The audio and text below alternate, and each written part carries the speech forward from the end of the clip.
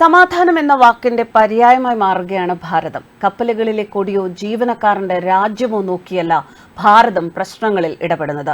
എല്ലാ കപ്പലുകളുടെയും സുരക്ഷ ഇന്ത്യൻ നാവികസേന ഉറപ്പാക്കും എന്ന പ്രതിരോധ മന്ത്രിയുടെ വാക്കുകൾ വിരൽ ചൂണ്ടുന്നതും അതിലേക്കാണ്. രാജ്നാഥ് സിംഗ് ലോകരാജ്യങ്ങൾക്ക് മുന്നിൽ ഭാരതം വിശ്വമിത്രമായി തുടരുമെന്ന് കഴിഞ്ഞ ദിവസം പറഞ്ഞു. ഭാരതം എന്നും സമാധാനമാണ് ആഗ്രഹിക്കുന്നതെന്നും നന്മയെക്കുറിച്ച് ശുഭാപ്തി വിശ്വാസം പുലർത്തുമ്പോൾ തന്നെ ആ നിഴലിൽ പതിയിരിക്കുന്ന അപകടങ്ങളെപ്പറ്റി ഭാരതം ജാഗ്രതയുള്ളവരാണ് എന്നും രാജ്നാഥ് സിംഗ് പറഞ്ഞു.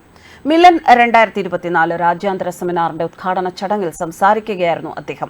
ഇന്ത്യൻ നാവികസേനയുടെ എക്കാലത്തെയും വലിയ ബഹുരാഷ്ട്ര നാവിക അഭ്യാസമാണ് മിലൻ 2024.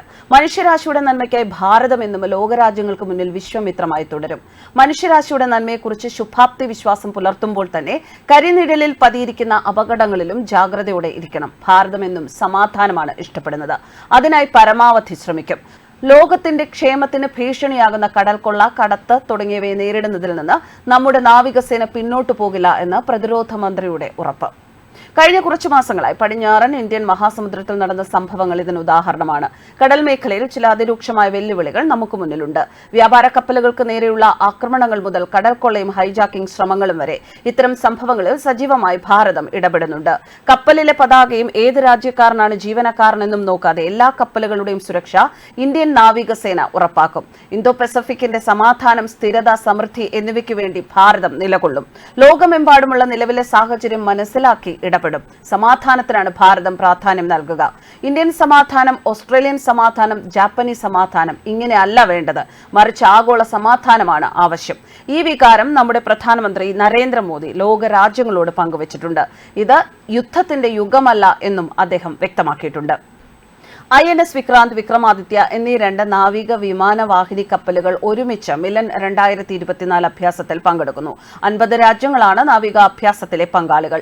കടൽക്കൊള്ളക്കാരുടെ ആക്രമണത്തിൽ നിന്ന് ചരക്ക് കപ്പലുകളെ സംരക്ഷിക്കാൻ നാവികസേന തുടർച്ചയായ പ്രവർത്തനങ്ങൾ നടത്തുന്നുണ്ട്. സൊമാലിയൻ കടൽക്കൊള്ളക്കാരുടെ ആക്രമണം ഒഴിവാക്കാൻ ഇന്ത്യൻ നാവികസേന എല്ലാ രാജ്യങ്ങളിലെയും കപ്പലുകളെ സഹായിക്കുന്നു. നിലവിൽ ഇന്ത്യൻ നാവികസേന 2 പ്രധാന ഓപ്പറേഷനുകൾ ഏറ്റെടുക്കുന്നുണ്ട്. Anti piracy operation, anti drone operation എന്നിവയാണ് അവ. ആന്റി ഡ്രോൺ ഓപ്പറേഷന് കീഴിൽ വാണിജ്യ കപ്പലുകളെയാണ് പിന്തുണയ്ക്കുക. ഇന്ത്യൻ കപ്പലിന് മാത്രമല്ല മറ്റു കപ്പലുകൾക്കും കേടുപാടുകൾ സംഭവിച്ചാൽ അവരെ സഹായിക്കാനും തുറമുഖത്തെത്താൻ സഹായിക്കാനും നാവികസേന ശ്രമിക്കുന്നു. P-8I വിമാനങ്ങളും MQ-9 ഡ്രോണുകളും ഉൾപ്പെടെ ഡ്രോൺ വിരുദ്ധ പ്രവർത്തനങ്ങൾക്കായി നാവികസേന അറബിക്കടലിൽ നിരവധി യുദ്ധക്കപ്പലുകൾ വിന്യസിച്ചിട്ടുണ്ട്.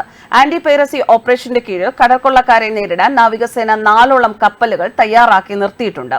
ഇറാൻ, പാകിസ്ഥാൻ തുടങ്ങിയ രാജ്യങ്ങളുടെ പതാകകൾ പതിച്ച ചില മത്സ്യബന്ധന യാനങ്ങൾ സൊമാലിയൻ കടൽക്കൊള്ളക്കാർ തട്ടിക്കൊണ്ടു പോകുന്നതായി ഇന്ത്യൻ നാവികസേന കണ്ടെത്തിയിരുന്നു.